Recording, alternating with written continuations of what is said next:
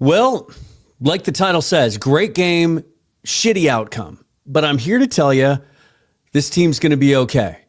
If you don't agree with me, cool, stick around. We're going to talk about it. But I think there's more good than bad to come out of this game. And also, big takeaway, this game said a lot about why I love football.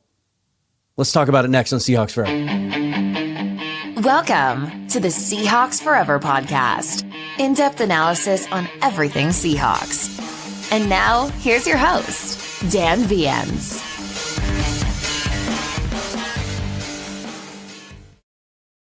Let's go ahead and take care of this right off the bat. As if the deal wasn't already good enough, they're going to match you 100% on your first deposit up to $100 for their prop bet games. On the Sleeper app, they're going to give you an extra free $20, no deposit required. Also, take advantage of that while you can. Haven't checked in yet on the Pick'em pool for the Seahawks Forever group, but I suspect that I did pretty terrible this week.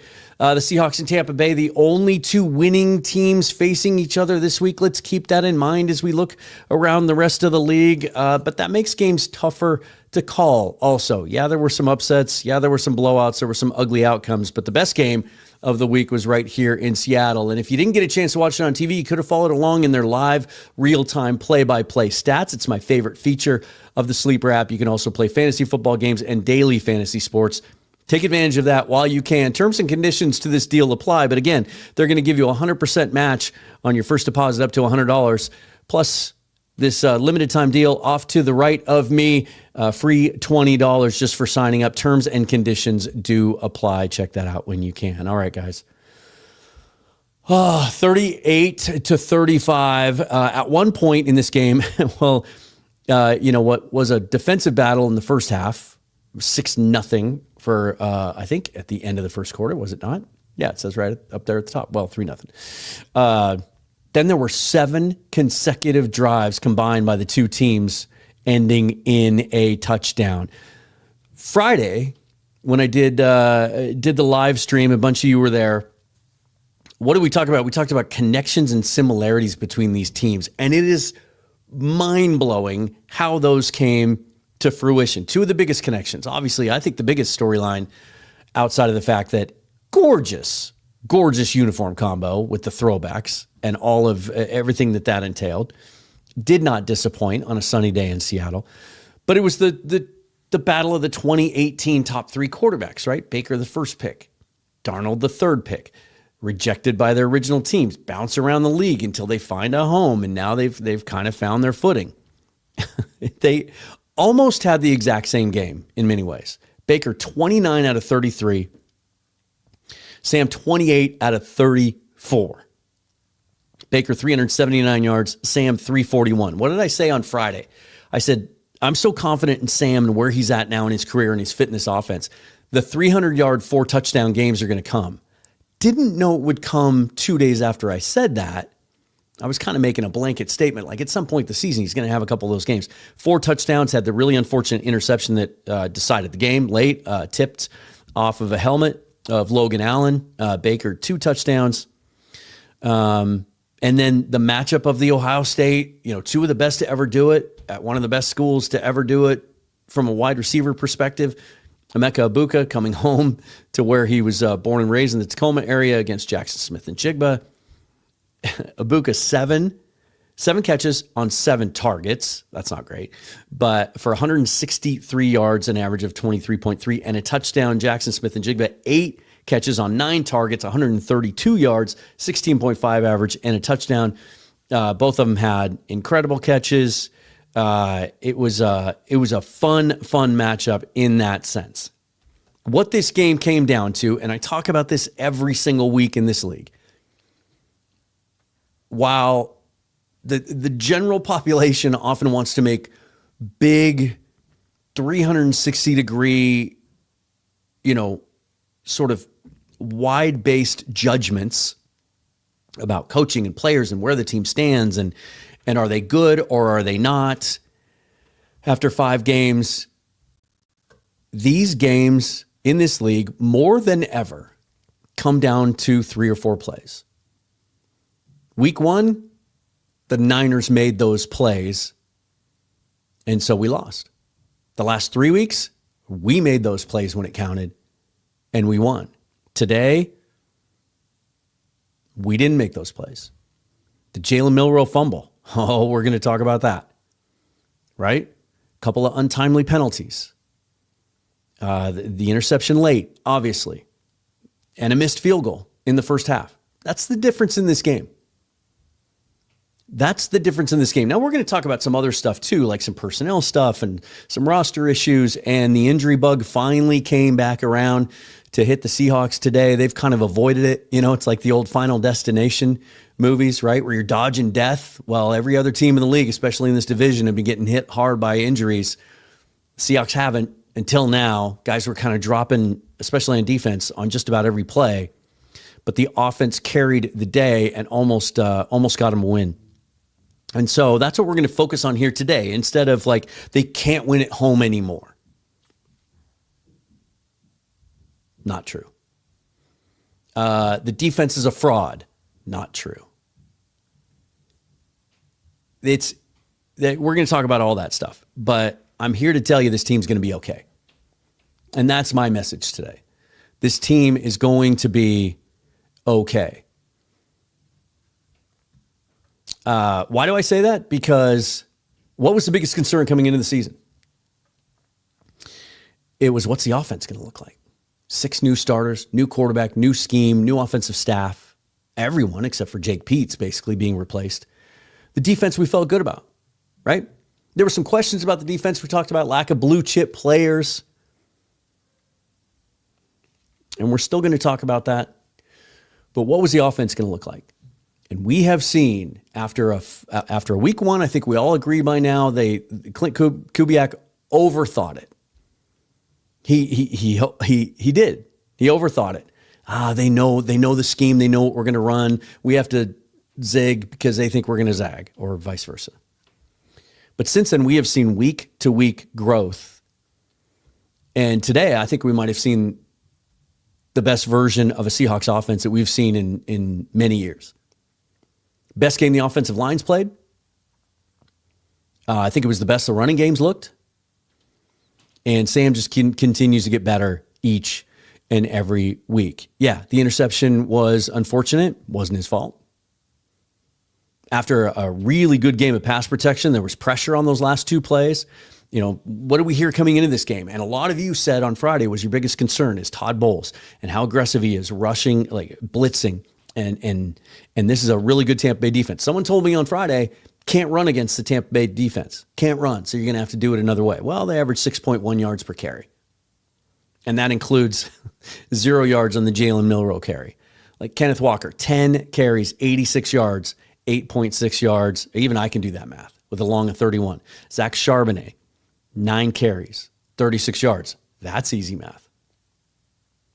They ran the football. Best pass protection that we've had all year. Did they end up getting credited for a sack? No. Seahawks did not give up a sack. 2 quarterback hits. 0 sacks, 1 tackle for loss, 2 quarterback hits. That's all Tampa Bay did. And, we'll talk about some of the individuals on the line. I want to get to your questions and comments. But that's my take on this game. A lot of times in these games, I want to go through drive by drive and break things down. No, this is more of a big picture game. This offense is legitimate.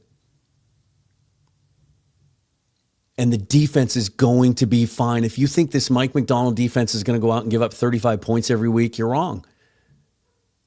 A, he's going to figure it out. He's going to make adjustments.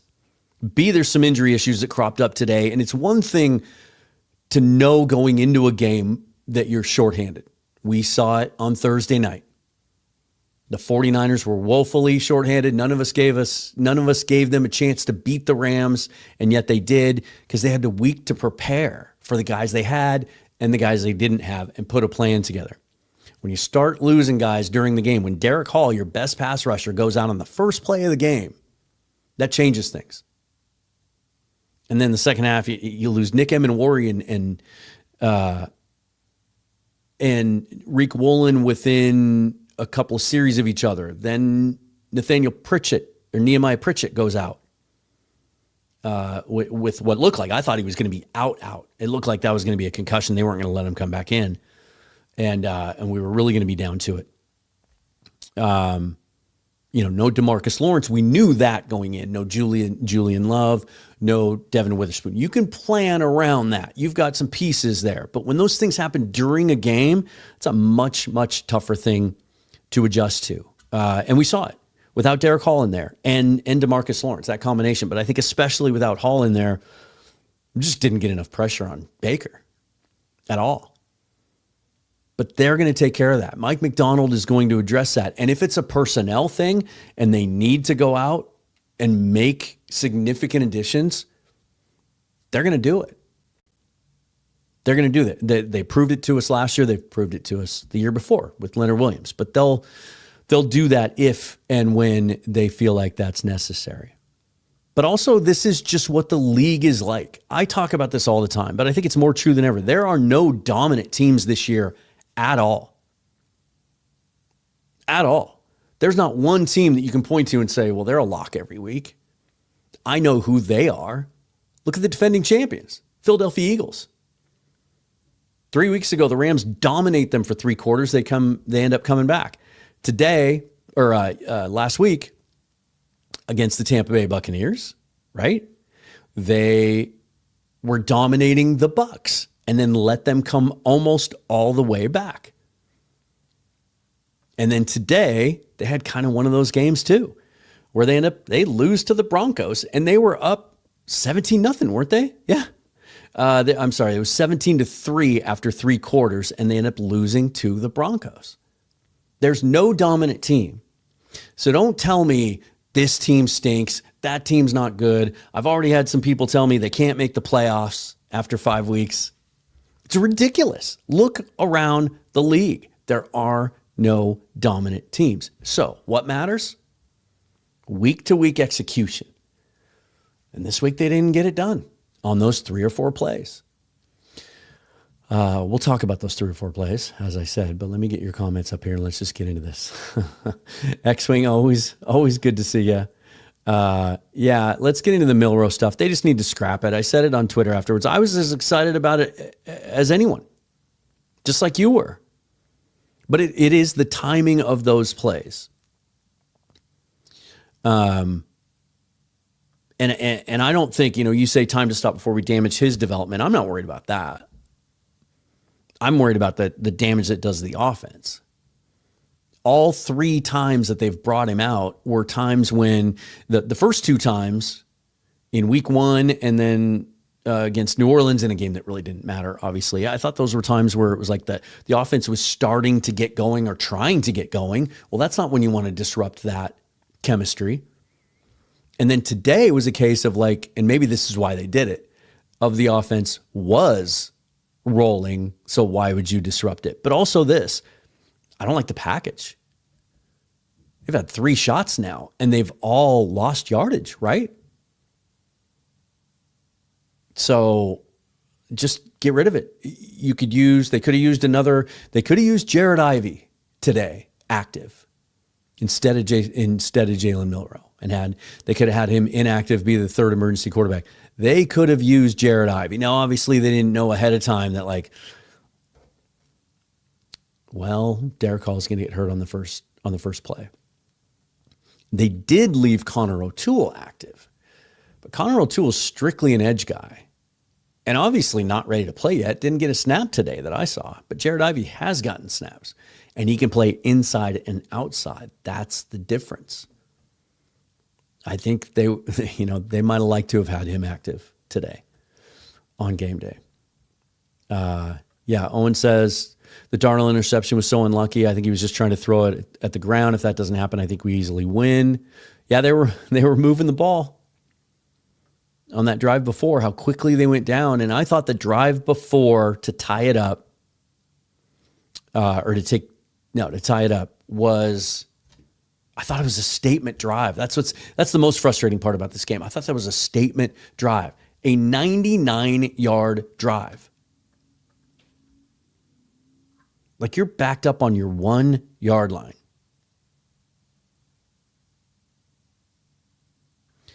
Hang on, I'm trying to get to that again. Yeah, 8 plays, 99 yards, 4 minutes. 2-yard run up the middle, 9-yard pass to Cooper Kupp on that. Was that the one that was tipped? That was kind of scary. The Yaya Diaby. That could have been worse. This game could have been over before then. And then the 22-yard run from Walker, the 22-yard pass to JSN, and then the 8-yard run from Walker where he was stuffed at the line of scrimmage and the pile shoved him forward 8 yards. I thought in that moment, we're going to win this game. I thought this team is making a statement. And then 8-yard run from Walker, then he gets stuffed, then an incompletion, then the 29-yard touchdown pass to Torrey Horton. A.J. Barney with 2 touchdowns today, one of my 5 to watch on Friday. At least I got 1 out of the 5 right. But I thought that drive kind of put it away. Really, really unfortunate. John McGrath, great game by Darnold. That interception wasn't his fault. Fluke that hit the defender's helmet. 4 TDs, impressive. Barner looked dominant. Pass coverage by the defense sucked big time. It did, and early on, it was our old nemesis, the middle of the field, right? And this was something that I remember hearing. I know Griffin Sturgeon's talked about it on the show before, and if you follow him on Twitter, and then it carried over into last year when McDonald came here, obviously, that play action pass middle of the field was kind of a weakness of this scheme.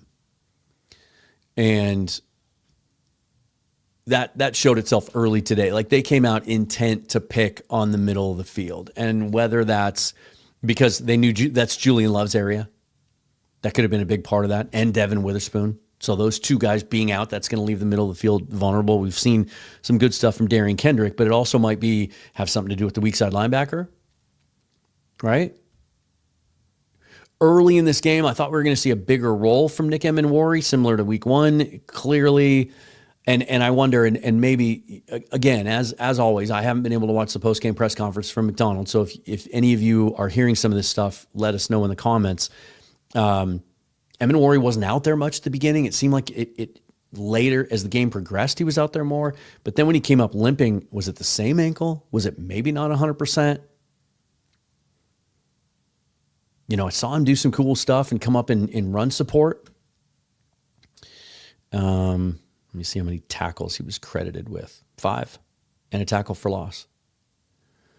Seahawks only got to Baker once, Nwosu and DeAnthony Bell. It was late, and it was on back-to-back plays where it looked like it was right after Emenwari went out, and then Pritchett went out, and they're shorthanded. And I think it was back-to-back plays that McDonald sent extra rushers, which is not something he loves doing.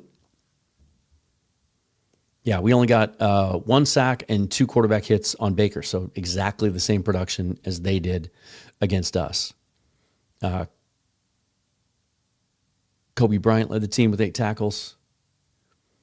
That was a concern. And now as the game went on, they didn't hurt us with that, but when they needed it late, they came back to it, and that was frustrating.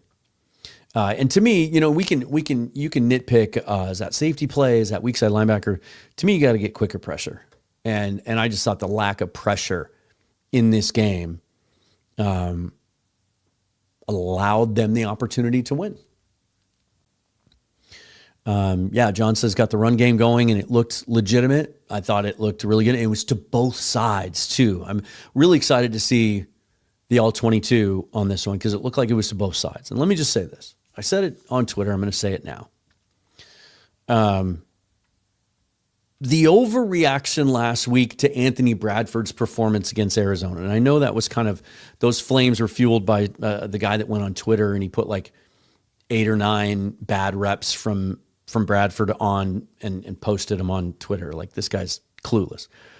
People see that, they buy into it, and that's what that then helps them form their opinion. So all week long I got, doesn't belong on this team, need to move on, play somebody else, anyone else, which is never a good idea in the NFL, by the way. I thought Anthony Bradford, based on what I saw on the TV copy today, was really good. And there were some big plays where there were 2 plays back-to-back that I tweeted about, and I can't remember the drive. It might have been on that 99-yarder, where he was huge on both those plays, where he was just moving guys. And he was also, the pass protection, you saw how good the pass protection was. And Tampa Bay is... what were they in? Let me look this up. I don't just want to guess at this. We go over all this stuff during the week, but sometimes you forget. According to Next Gen Stats, Tampa Bay was 4th as a team in pass rush win rate, and that's without Kalijah Cansey. He's been on IR since the beginning of the season. So they pressure the quarterback, and like Darnold was hardly touched. And like, all 5 guys get credit for that. And I also thought that it wasn't all because Darnold, it wasn't like week 1 or 2 where Darnold was just firing the ball out of there as quick as he could. He was taking some time. He got to some second and third reads in this game. The pass protection was outstanding, and you have to give them all credit for that. I also believe, because I watched the all 22 from last week 3 different times. I don't remember, Bradford was out almost the whole week with a back injury. I don't think he was healthy last week. When you look at his get off and the way his first step was last week, it didn't look comfortable. I think he was hurting. It was much, much, much better this week. Yeah.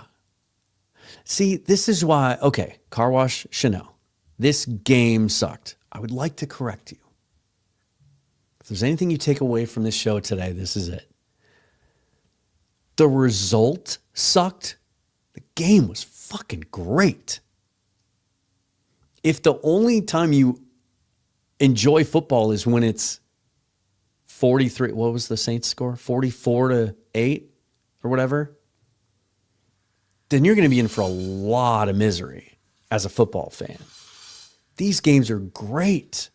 The Thursday night game, the Rams and the 49ers were great. And yeah, when they come down to the end like that, and it's a game you should have won, it's more crushing to the team and as a fan. Week 1 was like that. I still, 5 weeks later, I'm like, we should have had that one. Then we'd be sitting here at 4-1 and feel a whole lot better about things, wouldn't we? The game was awesome. And again, as to my earlier point, this offense is legitimate and they're going to be able to win games like this.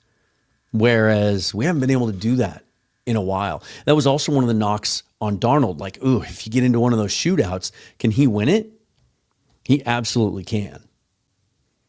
And again, if you disagree with that and you come back to me with, well, he threw that interception, like that was not an egregious interception. Yeah. Peter said, I'm sad for Sam. He played such a great game. Same. Yeah, they need to scrap the Milroe experiment. It's just, and it's not that he can't do it. I just don't think they have a good plan. We've seen 3 plays. None of them have even come close to working. And so I'm over it. And I think it's a roster spot that you needed today. It could have been Reek, or it could have been Jared Ivey. I think should have been active. Owen says this game will make me more optimistic for the team because I think the D will pull it together. Yeah, I agree with that. Owen also says Darnold looked legit elite. Jason Hogan learned a lot, even from a loss. Darnold is a baller. We need to cut a few people on our secondary backup squad. No. If you cut who? Cut Pritchett? You're going to give up on a 5th-round pick from last year? He's done some good things. The team likes him. Like, it doesn't always click for guys right away.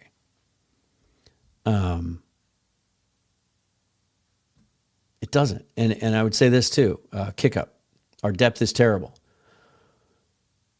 Part of the reason that Sam Darnold was able to complete 80% of his passes today for 300 plus yards and 4 touchdowns is because Tampa Bay was playing with 3 backups in their secondary too.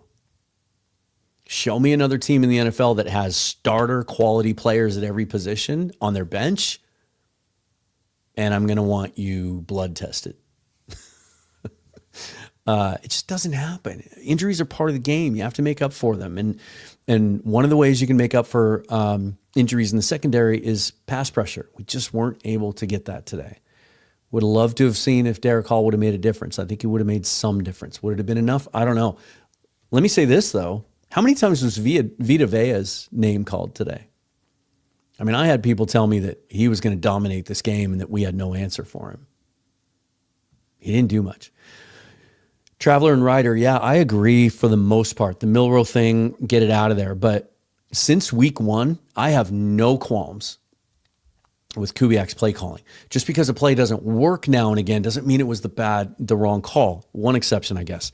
The Atlanta fourth and a half yard that they went shotgun instead of up close on the line of scrimmage, that was a mistake. They end up winning in spite of it, but fortunately.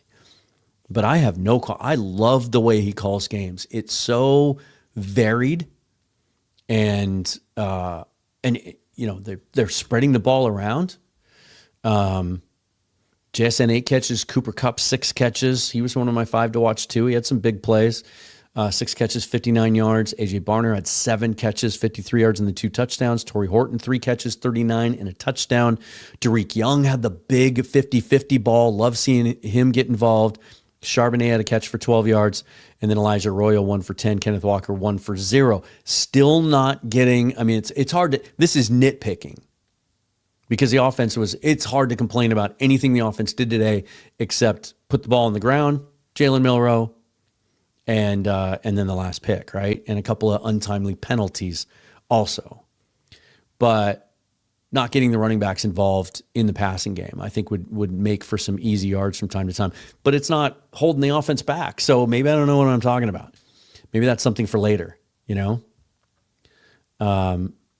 Kick up, you're so cynical, man. The D-line is a joke?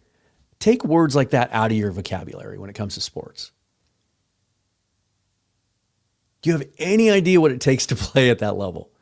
What do you mean a joke? So is the Bucs defensive line a joke because they didn't get to us? Right? The Cardinals were supposed to be this great pass rushing team. We held them at bay last week. Is their defensive line a joke? We were missing our 2 best edge players. Period. DeMarcus Lawrence and Derek Hall, in my opinion, the 2 best guys on that line. And they were missing. I love you, man, and I love the views. I love the support, and I know it's emotional, but words like joke, fraud, you know, I see this stuff tossed around all the time, and from like really reputable people. After the Mariner game yesterday, there was a guy that used to cover the Mariners, and I really, really respect his professionalism, and he said it was.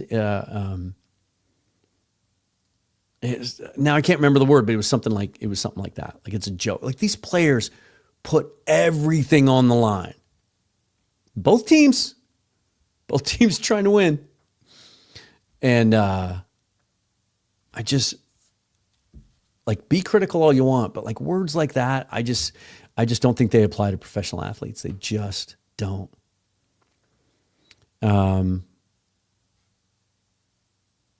Is it Johnny Lugo? That is the nicest ring to it. I'm going to go with that. Game is on defense. Milroe Myers. If Myers had made that first kick, we could have been in victory formation instead of trying to throw it. Yeah, I mean, that pretty much wraps it up. Except I do at times take issue with blaming missed kicks that happen early in games. Because you don't know what the, again, kind of the final destination, like every action has a reaction sort of, you don't know how that alternate reality is going to turn out. Maybe he makes the kick, and then instead of Tampa Bay taking over right there, then Seattle's kicking off, and maybe Tampa Bay muffs the kick, and the Seahawks fall on it, and they score. It alters the timeline, right? Doesn't help. But I can't blame Jason Myers for this loss. And again, the defense, yeah, there's some issues and they need to be tightened up. And I trust our head coach and defensive play caller as much as just about anyone in the league to address it and figure out a way to fix it.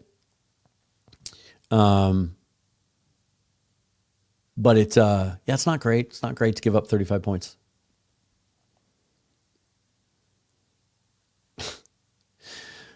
Kick up.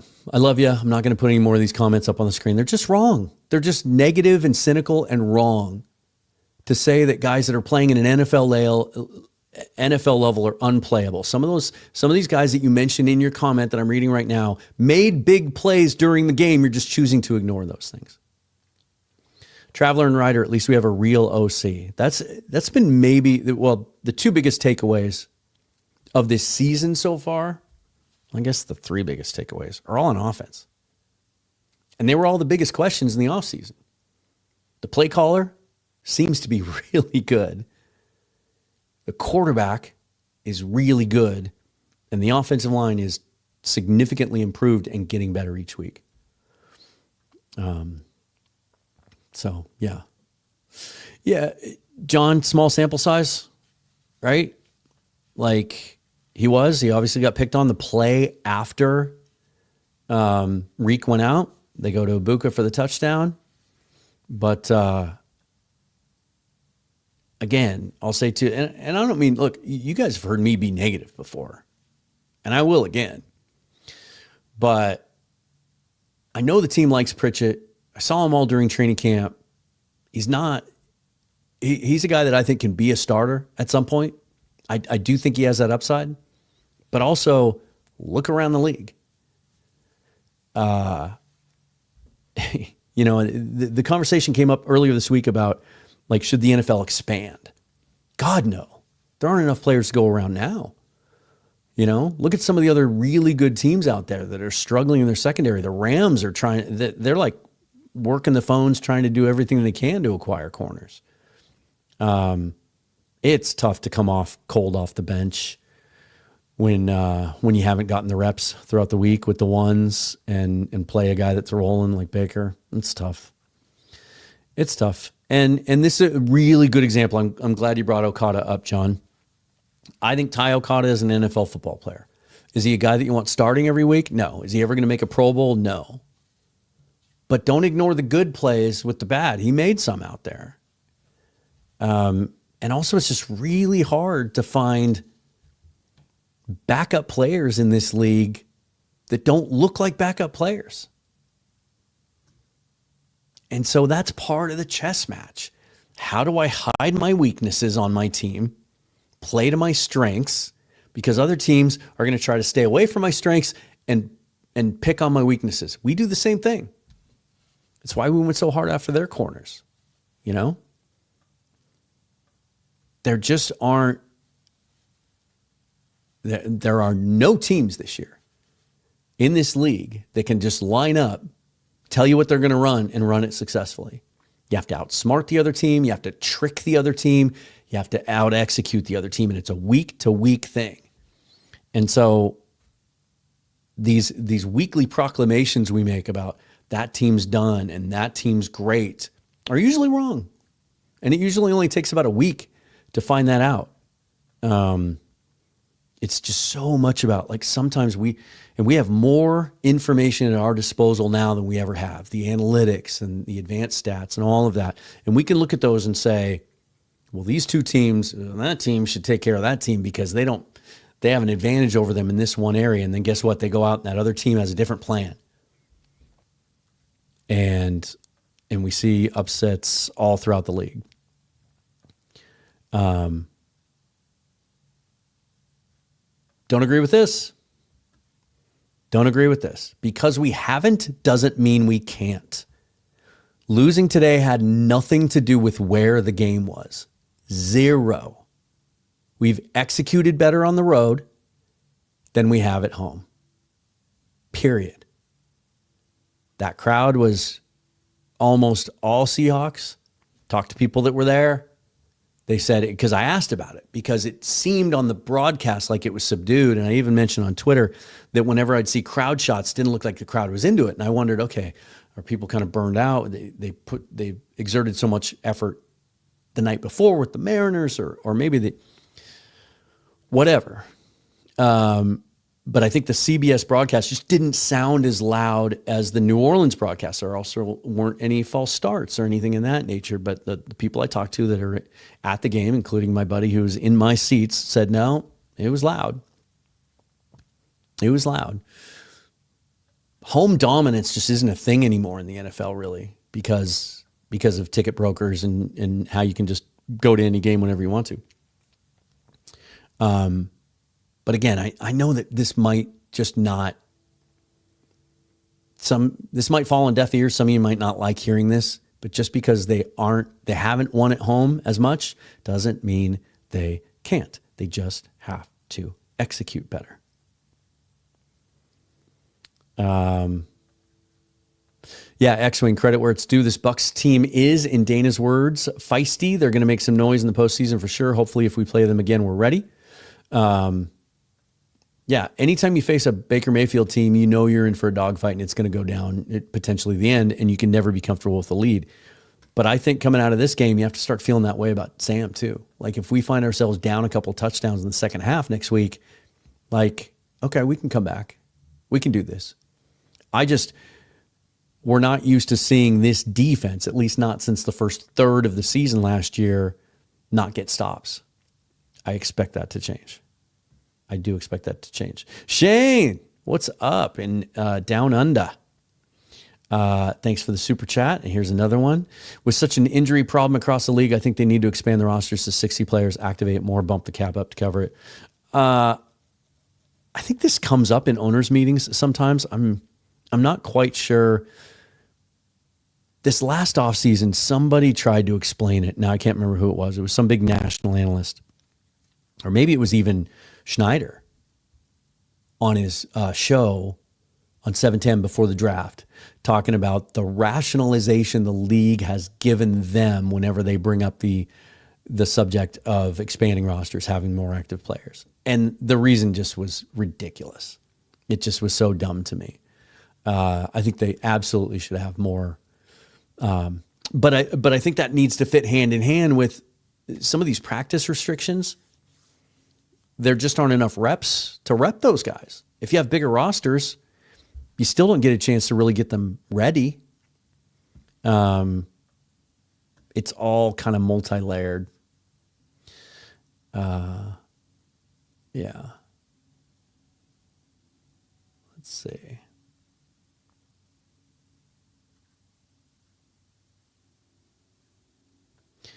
This is a good question from Iron Toss. The 2 times he blitzed Mayfield that resulted in a sack and an incomplete pass, why didn't he blitz on that last drive?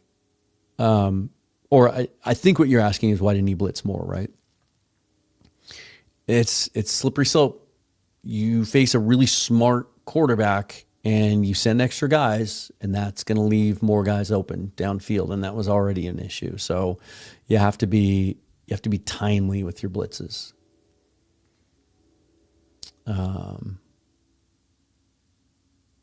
Yeah. See, I don't get this. Again, look outside your bubble. Jason Myers should be cut. look outside your bubble. Have you seen some of the issues with kickers? How many, no doubt you can count on them every time kickers are there? 3, 4, maybe? Look at how many contenders have changed kickers this year. Look at the problems the Rams are having, the 49ers. Goodness, right in our own division, right? Jason Myers is very solid. No one's going to hit 100% of their field goals.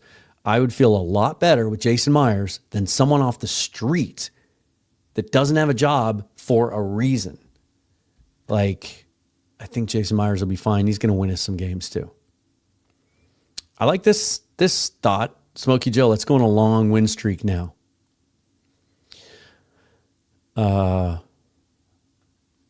Yeah, John, those penalty calls on the first 2 drives and the missed field goal, they were big.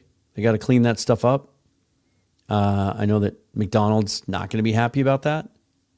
Smokey Joe said we missed Spoon. We absolutely did. Because it did seem like the tackling was an issue in the first half.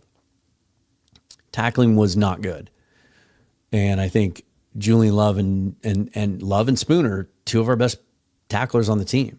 So we felt that for sure. Yeah, Smokey, JSN is just so good, right? So good. Made me nervous on that one long catch where he bobbled it, but when you watch the replay, like it made it even more impressive. Like his concentration level, how he was able to reel it in and also keep his feet in. Cop had a catch like that too, where he had to double catch it. That was just really, really terrific. Lil Bon says Sam Darnold's a top 10 quarterback. Yeah, I think that's his floor right now. All right, let's get into this conversation. So John says we need a dominant defensive end, better linebacker depth, and another solid cornerback. So these are things that are legitimate concerns. I don't know what's going on with Tyrese Knight. Like, he's still playing, but Drake Thomas clearly starting now. And I like Drake Thomas, but I think he's a third linebacker. I don't think he's a guy you want starting 17 games. I like his technique and how he stacks and sheds and shoots blocks. It's really good. He's just not big enough, and he's just not a good enough athlete at the end of the day. He's like the perfect third guy. He can play Mike or Will. He can spell a guy if you need him to. But having him out there every single week and putting that on tape, his teams are going to pick on that. So again, I don't know if there's something health-wise with Knight or if he's just, McDonald opened up more of the playbook this year and he's putting more on his plate. It's just too much for him, and so he's regressed a little bit. I don't know.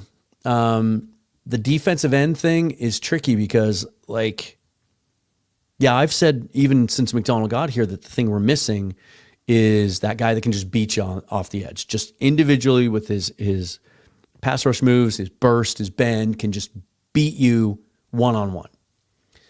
But the way McDonald plays his scheme is, I don't know that it even allows for that anyway, because you have to be so disciplined in your rush plan. We saw that against Arizona. There were, in the film breakdown that Bryce and I did, there were a couple times that Nwosu could have just pinned his ears back and maybe tried to take a harder angle at Murray to get a sack, but he had to play within the plan. And if you venture from that, then you leave somebody else exposed, and that leaves gaps. That's one of the reasons I thought Trey Hendrickson would have made sense, because he's a guy that can just beat you, right? But I definitely think when they're not fully healthy, and this goes back to beginning of the year when I thought that they should have still considered signing Jadeveon Clowney. And a lot of people told me, well, we've got 4 edges. Why do we need more? This is why. You like to rotate them. I still think those guys up front, interior and on the edge, are playing more snaps than Mike McDonald wants them to. Leonard Williams is playing almost 100% of the snaps, and he shouldn't be. They need more of a rotation there. If Byron Murphy gets hurt or Leonard Williams gets hurt, we're in tough shape. So I do think they're going to want to add there. I don't know how you get that done. I don't want to sacrifice all of next year's draft picks to go make some moves, but I also want to win this year. And so, if you can find some interior help, I think that's something that should be looked at. Also, maybe just especially depending on how next week's going to look at Jacksonville, is like maybe you just need to give these young guys a few reps. Maybe Jared Ivey needs a better shot, and maybe with the injuries, they're not going to have a choice, right?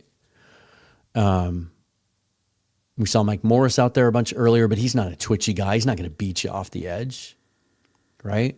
He's an inside-out guy that's, he's big, he's physical. He can play within the scheme. But these are things, too, that, you might not be able to fix this year. Weak side linebacker. Might there be someone available? Maybe. Someone that can really run and cover.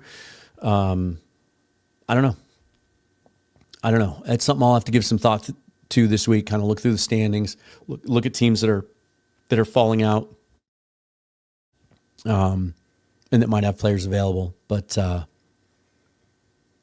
again, how much do you want to sacrifice? To go all in this year. I think the first thing is just see what Mike McDonald can do and if he can fix this thing. And we also need to get some injury updates. That's for damn sure. Jacksonville's not an easy team. I mean, they came to the West Coast and beat the 49ers, right? Okay, so we have a 49er fan in here who's laughing at Sam Darnold top 10. Look at all the numbers, all of them. And then also just use the eye test. Watch him play. And then try to give me 22 other if he's going to be top 10, then that's 22 quarterbacks that are worse than him. Like, give me 9 quarterbacks that are hands down better than him right now. That's tough to do. He's really good. He's really good. He's legitimate. And your team is a big part of that. I think that year he spent in San Francisco with Kyle Shanahan was a big, big part of his development. So if you're mad that Darnold's good now and he's in your division, blame your own head coach. Smokey Joe, I love the tight ends. I talked about it on Friday going into this game. I thought they were going to be a bigger part of the game plan moving forward. Still waiting for that Arroyo breakout game.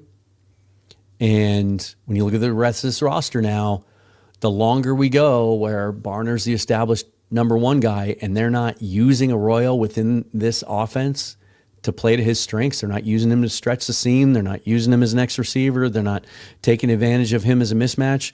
Then it makes you question the value of the second round pick to take that guy when you already have Barner and it was a pretty deep class. You could have gotten some guys later on.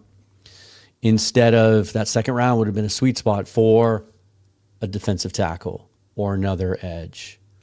That's something that I think is valid to question. I love Elijah Arroyo.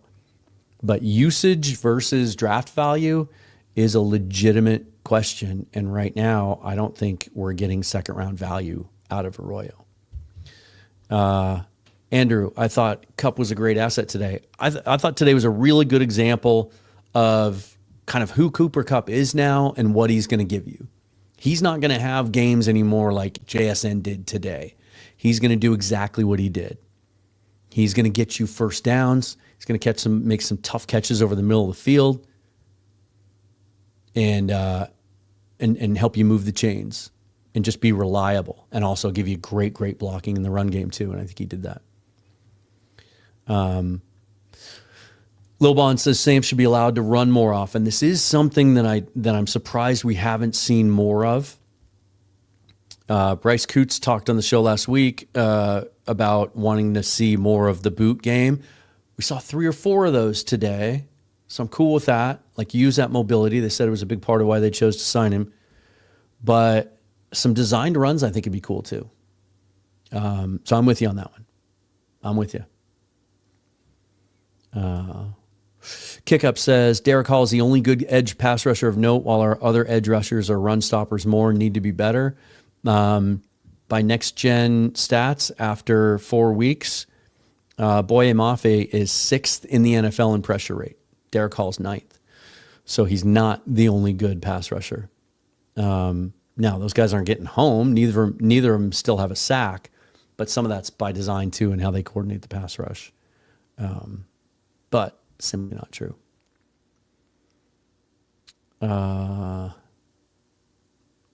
Yeah, Dominic Barner looked amazing. Absolutely love what I see from him. One of the best draft picks of the last few years. What was he, a 5th? Dennis says schedule's going to get tougher starting this week. I get that. But again, I just, let's go through it. The way that I view the league is different, I think, than most people. I don't look at it as that's a team we can beat. That's a team that's not. That's a team that we're going to have a tough time against. That team's hot right now. It's week to week. Jacksonville's done some good things. And we're probably going to be really banged up and not have our full defense, unfortunately, because I'm still not a big Trevor Lawrence believer. They haven't been able to involve Brian Thomas Jr. It's not a daunting task. The Texans have looked really good the last couple of weeks. What'd they do? They blew somebody out today, right? Where is that? Yeah. Oh, Baltimore. Well, the Baltimore B team. They beat the Baltimore B team. But Houston is a team 2 weeks from now, Monday night, under the lights, that offensive line is bad. So can we get our defense healthy in time? And then you get the bye, and then you play the Commanders. They've been hit and miss. They're another one of those teams that they can be good one week and terrible the next. Then you get the Cardinals again. Then you get the Rams in week 11. We'll see what we look like by then. But even just scrolling down, Titans are terrible. Vikings are really good one week, not great the next. Falcons can be terrible or okay. Colts look like one of the elite teams in the league. And then the Rams made them look human. Then they came back and won again this week. So we don't know what they're going to look like on the 14th. It's just, it's so hard to tell. It's a week to week league, and you have to execute. And I know Mike McDonald's not happy. I think we're going to see cranky Mike McDonald again this week, like we did week 1 after he lost to the Niners. Apparently, I guess after one of the drives in the second quarter, the sideline reporter said he was screaming at dudes about tackling. Smokey just says we could easily be 5-0.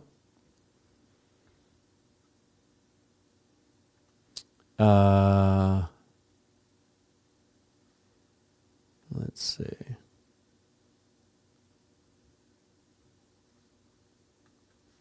Shane says with such an injury problem. Oh, already did that one. I'm going to thank you a second time for it, though. He says, why does YouTube mess with spelling on Super Chats? I don't know. Are you getting does your membership show up, though? John asked me what my opinion is on Baker. You can go to my Twitter profile and do a search, right? And put in Baker Mayfield. And you'll see years long love affair between me and Baker, even going back to the crotch grab at Oklahoma. I love that dude. Always have. Thought the Browns made a huge mistake. Obviously that's borne fruit, but then, development's not linear either. Maybe Baker's the player he is today because Cleveland moved on from him. Right. That was a really, really questionable call, Dennis, on Sundell. Even, who was the color guy? It was Trent Green. He was like, I don't know about that one. And then they don't call it on Tampa later when the guy was clearly farther down the field. Yeah.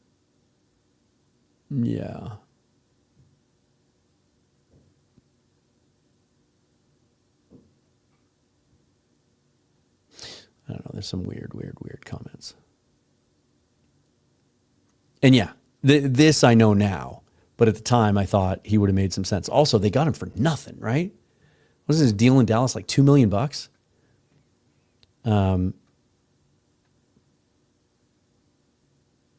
Hawkeye on Seahawks says, I feel like Reek Woolen sometimes doesn't want anything to do with tackling. He completely gives up plays. There was a play, maybe I'll find it on the All-22 as an example, because I know this is a common narrative.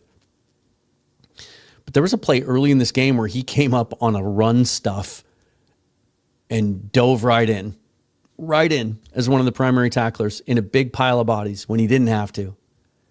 I think he gets a little bit of a bad rep for this. Is he the most physical guy in the world? No. But he's also a really good cover corner. And so you kind of have to take some of the good with the bad. Yeah, there was a report this week, Dennis, that the Saints were like really like basically open for business on their whole roster. And there's obviously the familiarity thing there, right? I will say this, and I apologize that I haven't gotten to it until 55 minutes and 6 seconds into this stream. That one of my overarching takeaways from this game as well is, and we've touched on it a little bit, but I haven't been as definitive. I think they're just not quite good enough yet up front on defense. They need more there. And it's not necessarily better. I don't want to replace any of the guys on defense necessarily, but there's not a rotation right now. And those guys, as the season goes along, they're going to wear down. The chances that Byron Murphy and Leonard Williams and Jaron Reed are going to play all 17 games at the snap share they're playing right now and make it through the season healthy is not realistic. They need more. You think about the Super Bowl teams in the Legion of Boom, like Cliff Averill and Michael Bennett were not starters on that Super Bowl team, but they were massively important. And so and that's where you get into like hindsight's 2020. I get it. And at the time I loved the picks because I loved the players and the vision of it. But when you look back on last year's draft, and maybe in the bye week, I'll do this. It'll stir some things up. It'll piss some people off. It might even piss me off to do it. But you take a tight end. First of all, you give up a pick to trade all the way up to get Amenawari. Can't make a judgment on that yet because we haven't seen him. And maybe, if he's out now for a while again, some people are going to say we drafted an injury-prone player. He was durable in college. Sometimes things are just fluky. So I'm not ready to judge that unfairly yet, that we had to give up one of our 5 top 92 picks in order to move up and get him at the top of the second round because we had a first-round grade on him. Fine. That's an incomplete. We'll set that off to the side. But you take a tight end in the second round, and then you take a quarterback in the third round. And I loved everything about the Milroe pick. I think you take a shot on quarterbacks in development. If they work out or not, it's worth it. Third rounder all day long, a guy with those kind of traits. I don't mind doing that. But again, hindsight's 2020.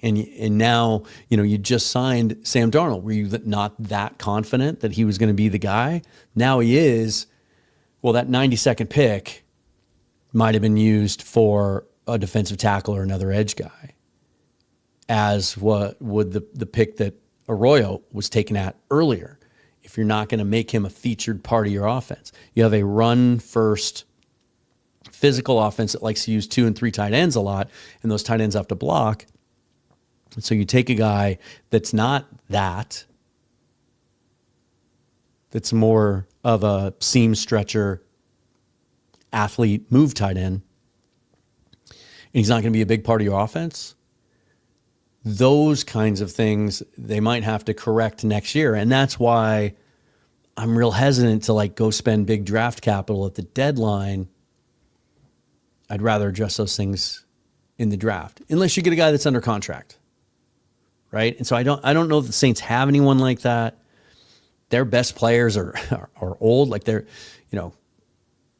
Cameron Jordan is 35. He's their best defensive lineman. I mean, maybe a guy like that wants to chase a ring. Maybe a guy like Brian Brzee. I don't know. I haven't really watched him closely this year. I know coming out in the draft, I studied him, but there were some concerns about his base. But he was a big time athlete. I don't know. But I feel like we're just not explosive enough on the defensive line. We're stout. The run defense is legitimate. They're disciplined. They're smart. The pressure rate before the injuries was number 2 in the league. They were affecting pockets and impacting quarterbacks. But it just feels like something's still missing there. Unfortunately. This is a good point. Good point, Dominic, too. He says, missing Robbie Oots. Lawrence, Spoon, and others. Now, those first three names that you mentioned, and thanks for the super chat, those are three of our most physical, tenacious players that we have.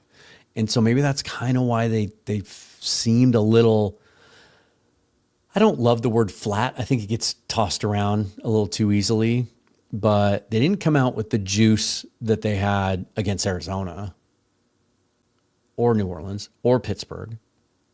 We heard the word violent a lot through those first few weeks. We heard Coach Derek of All 22 Films use that word on the film breakdown he did on the channel. Those are three of our most violent dudes. And they were out. And then one of our other most violent guys, Derek Hall, goes out on the first play. And without Oots, one impact it's definitely had is they're just not using as much fullback. I didn't see Brady Russell in there until second half. Could be wrong. But also, did it hold the offense back? I don't think so.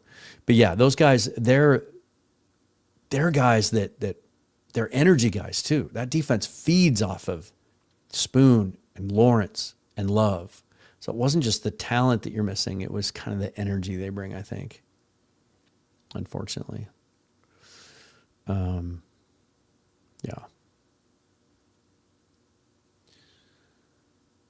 DK is a Wookiee who is a huge fan of big names and making huge trades for big stars.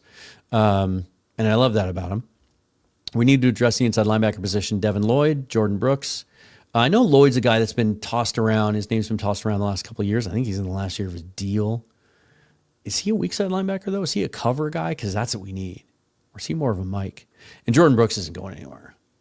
First of all, coverage wasn't, although I think he was underrated as a cover guy. I think some people latched on to that part of his profile because some scouting services thought that he wasn't very good at covering in college, and that stuck with him. He's a better cover. There's reps of him covering guys 40 yards down the field, but Miami's not letting him go. And he's more of a Mike than a Will.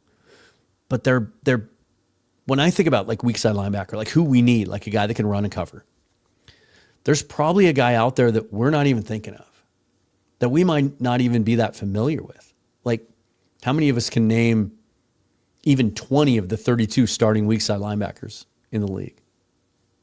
Yeah, right? Plus, it's hard because teams use them differently in 3-4, 4-3. Like sometimes, yeah. But it's there's probably a guy out there who can help us, make us better, that we're not even aware of. But John Schneider's going to do everything he can to make this team the best team he can by the trade deadline, I'm sure. Dennis says this stream is very therapeutic for the soul. I will say something. The reason that I didn't start as soon as the game ended is because I needed to take a shower. I just needed like 10 minutes to just take a breath. I knew where my head was at. I knew what I wanted to say, and I knew how I felt about the game.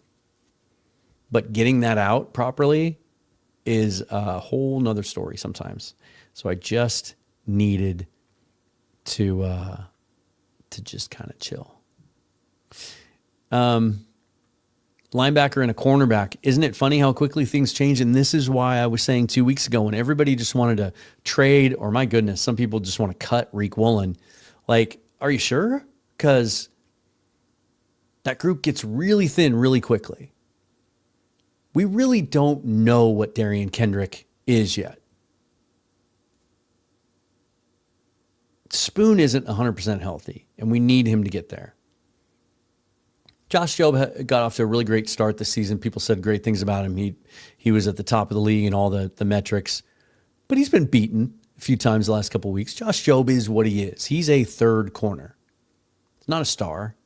He's a starter. He's not a star. And then you get into Shaq, Pritchett, Shamar, Jean Charles. Yeah, I'm not trading Reek. Hell no. Hell no right now. Yeah. Let's see here. X-Wing says, I was pretty critical of Woolen as were a lot of other fans, but I think I have to eat some crow here. Defense was definitely worse after he left. That's the thing. When you go back and you look at, the Arizona game and the San Francisco game, right? It's a couple of PI calls, a couple of 50-50 balls that he didn't win. But all the coverage stuff in between those plays is really good. And he's up there at the top of most of those lists when you look at the analytics and passer rating against and target share and things like that. So he's still a good cover corner. And we need him. We need him right now. So unless someone offers us something huge, I'm not trading Reek Woolen. Not right now. Misfit says either the Jets starting linebackers would be a coverage upgrade versus Knight. Well, I'll have to take a look at that. That also brings up the point that, we don't know. There was a lot of positive buzz about Chris Paul coming out of Ole Miss in the draft. Goes to the 5th round. A lot of people thought that was lower than they expected. And his thing is he's a smaller, undersized linebacker. It's kind of the typical, that's what weak side linebackers look like coming out of college now. But he can run and cover a little bit. How's he doing on the practice squad? Right? None of us know. Maybe he's a guy that could provide some answers or some help at some point this year. But Shahid says Eminori had a good grade somehow. Are those grades out already? That would be crazy quick for PFF. They usually don't come out till the next day. He also didn't play a ton of snaps from what I saw. So, it's sample size, right? It's volume.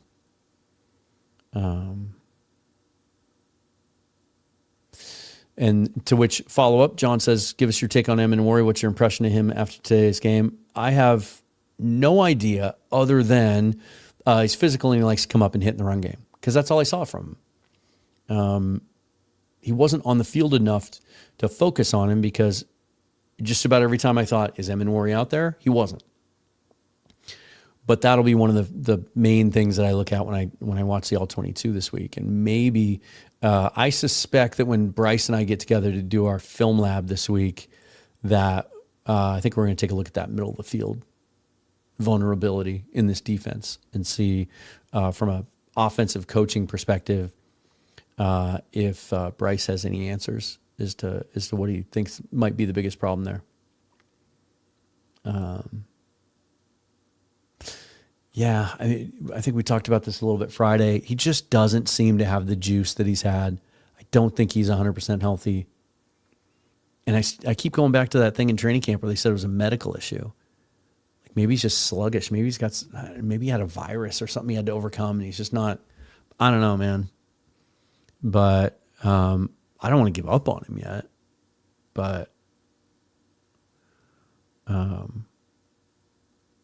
yeah.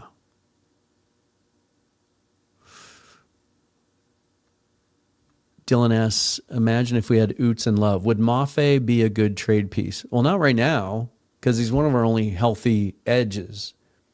Right now, our only two healthy outside linebackers are Mafe and Nwosu, who's missed, 17 games over the last 2 years? So Nwosu looks healthy. We did a breakdown on him from last week. He looks like Uchenna Nwosu, and that's great. And thank goodness, because if he wasn't back, you would have seen, Jared Ivey probably would have been healthy or active. But you might have seen Connor O'Toole out there today as an edge player. So again, I'm not trading. That's the thing. Everybody wants to go, make trades at the deadline to make us better. But I don't think we have enough depth at any given position to where we can afford to give up a good young player to trade for someone. And I also don't love the idea of trading picks either, because we only have 6 next year. I'm actually really excited about next year's draft, not needing to hunt a quarterback at all and the possibilities that might open up. I've already started watching some tape. I was watching inside linebackers this week. I was watching Anthony Hill from Texas and Arcel Reese from Ohio State. Like there's some really intriguing dudes out there. I was kind of already starting that process. So I don't want to give up anything of significance. Now, can you give up a third round, or not a third round, but a day 3 pick to a team like New Orleans to get a player that can help you win now? I don't know. The other thing to keep in mind, if you want to add players to this defense, is Mike Macdonald is the first to say that our scheme's hard to learn. It's hard to learn. It's complex. There's a lot of layers to it. You can't just walk in off the street and know where you're supposed to be and be instinctive and be able to react without thinking. And so it's really, really tough for me to think that we could add significant players to this defense that would make an impact. Now, they did it last year with Ernest Jones, right? And that worked. But also, McDonald has admitted that last year he didn't give those guys the whole playbook. It was a stripped down version of his defense last year because it was all so new and there were so many moving parts. So really, really tough to add a guy, I think, there that can make a significant impact. But yeah. Here's a little, I like this, Misfit. Little shout out for Anthony Bradford. Dug out some guys, held up in pass pro, had some battles with Vea. His power was valuable today, it felt like to me. I thought it was maybe Anthony Bradford's best game. We'll see if the tape backs that up. But based on what I was watching and the replays and just the result, the pass protection, the run game, I think he was good. I think he was really good. All right, guys. That's going to do it. I'm going to go watch this Mariner team, see if they can beat Tariq Skubal for the third time this year and get even in this division. Otherwise, tough sports weekend in Seattle if they don't pull it out. So it's down to that. It's down to that to salvage our sports weekend. The Mariners going up against the guy that's probably going to win the Cy Young in the American League this year, throwing 100 miles an hour from the left side. So we'll see. We'll see how that works out. As always, follow me on Twitter at Seahawks Forever. Thanks for being here, you guys. I really appreciate it. I know there's a lot of content out there after the games right now, and a lot of you are watching the baseball game or interested in that too. So thanks for being here. Really appreciate it. I'll be back tomorrow. All the other content that I do and all the ways you can help support me are listed and linked down below, including right here, this little QR code. I haven't said anything about it until now. That's if you just want to buy me a coffee or a beer. Just scan that and you can do that. But all the other ways and all the other stuff that you can get from me are all down below as well. So until the next time we talk, try to stay positive. Guys, I think this team is going to be fun. It's a playoff team. This team's going to make the playoffs. A lot can happen between now and then. Injuries, development, new guys stepping forward, the rest of the division and how that develops. This division, I think this season is going to be a lot like the game we just saw today. It's going to be a dog fight all the way to the end, and the Seahawks are going to be right in the thick of it. So let's hang together because I think there's a lot of good stuff, right? Try to hold on to the positive. Try to remember that it was just a few weeks ago that you didn't know what this team was going to be like because you didn't know if the offense was going to be any good. Well, they're pretty damn good. Now we just have to fix the defense, but we have the right guy to do it. So that's going to be my final thought to leave you with. Other than this, as we say every time, forever and always, go Hawks. Thanks, you guys.